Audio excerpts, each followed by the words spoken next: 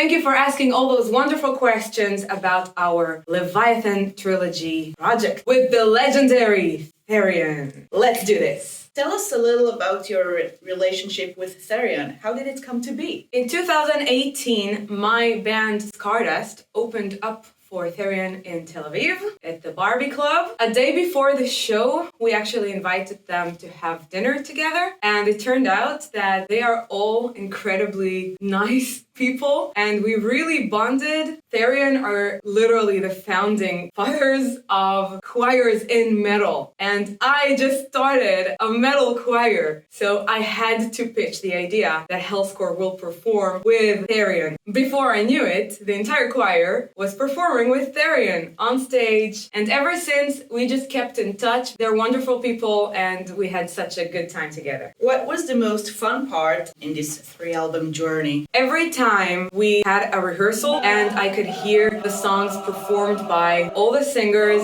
for the first time was incredibly fun. This project came to life. It's flowing through your secret womb. Also, there were fun studio moments, of course, nonsense galore, especially with our wonderful recording engineer, Kosov. It's fun times with him. Have you faced any challenges? How did you overcome them? Not at all. We didn't have any challenges at all. This was super easy, breezy. We just learned the song, we recorded them, and went home. Yeah, we stayed home and recorded them. Oh yeah, of course. It was so easy. In our sleep.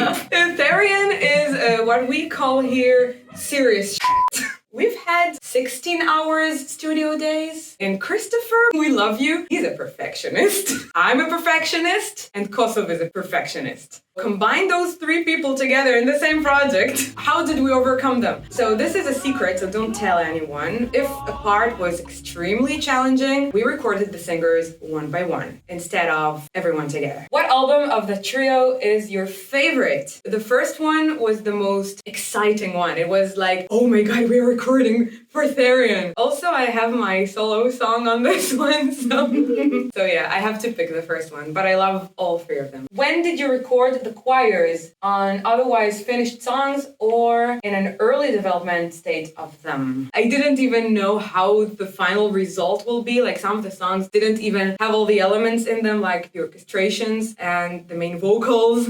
How much back and forth is there with the arrangements between you and Christopher or Thomas? For the second album, they actually wrote all the arrangements. I just recorded the demos and they just gave me a thumbs up. For the first and third album, I wrote some or most of the arrangements in collaborations with them. So there we had quite a lot of back and forth because, as I said, there are some perfectionists in the house.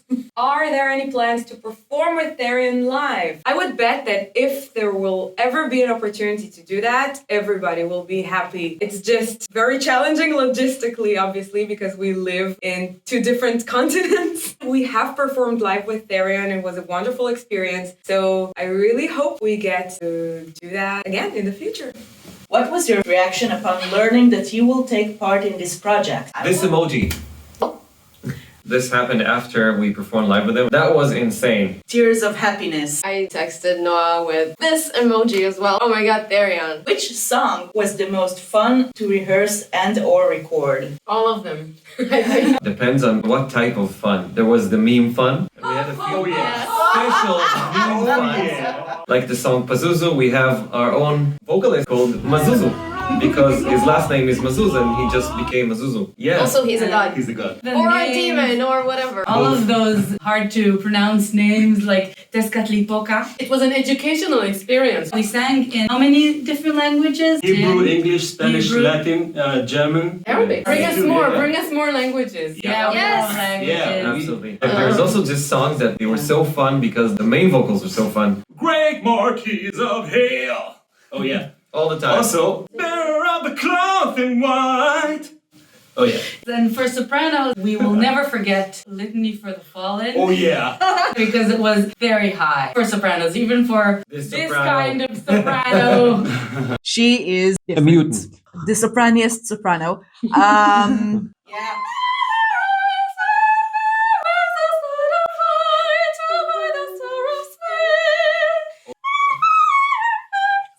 Jumbled lyrics.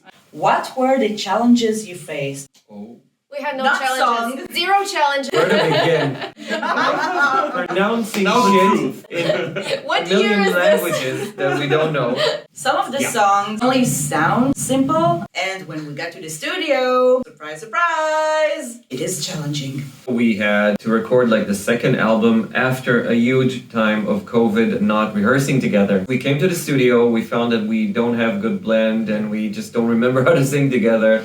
Yeah. It was a huge challenge and it was nuts. Recording days, on one hand, it's a challenge because they can last forever. You know, when you enter the studio, you don't know when you're going to get out. On the other hand, it's super fun to like share this time with you guys, and we laugh about stuff, and it's really a fun experience. It's very satisfying to get it right in the end because it takes time and we have to do it over and over again, but then when we nail it, it's amazing.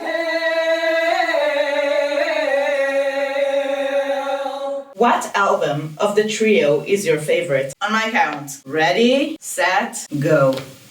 2 voted for the second album, 3 people voted for the first album, and only 1 person who voted for the third one. What? I love me some more experimental Christopher and Thomas, but okay. Well, that's just your opinion, man. Fan submitted questions.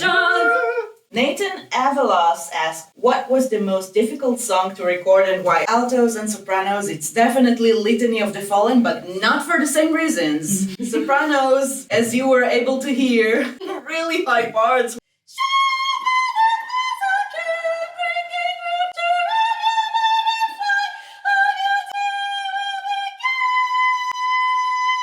And for altos, it took us forever. Almost the same time that it took us to record all of our parts in the latest Gloryhammer album. I don't think anything was difficult for me. I don't know. But Nothing's ever difficult for you. Next question. Krista Alexa asked, what are your favorite songs from the trilogy? Nocturnal Light. many songs. I call Nocturnal Light Nocturnal Night, which makes a lot of sense, right? But every night is nocturnal. Is it though? The one El with the Primer Spanish, Sol. El Primer Sol. Me encanta El Primer Sol. Leaf of the Oak of Far, Lunar Colored Fields, Lucifuge Rofocol with Noah's Growls, and from the latest album, An Unsung Lament, which is just beautiful music. Codex Gigas. Right, that was an Codex awesome Gigas. song to record. May you open Yeah. Codex Gigas. No Hellscore Q&A is complete without one choir member trolling us. We have Idan asking us, where do babies come from? We know where you live, Idan, but we can explain. We know where you come from. When mommy and daddy wanted you to become a baby from concept, an idea, so they made a blood sacrifice to the goddess Idana or Inanna. Idana, right! And she used her magical nocturnal light to quicken the secret womb. That's how you came into the world. Yeah, babies come from the secret womb. Yeah. They're secret babies. Thank you so much for watching this little Leviathan documentary. Thanks to Therion for having us. Absolutely. We keep them coming. We love doing this. We love you. We love you all. Thank you. Bye-bye. Galski